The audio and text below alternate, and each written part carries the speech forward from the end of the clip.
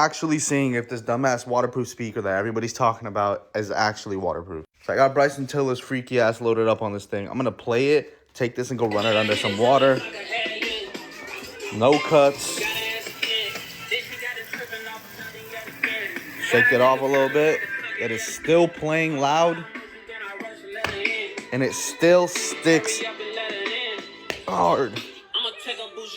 Alright, that's enough of him, but this thing is actually waterproof. I didn't think it was actually going to keep playing once it was underwater, but it did. So you can put this in your shower, and honestly, I've charged it for like 10 minutes, and it's been lasting a couple hours now. So if you want it, grab it down there.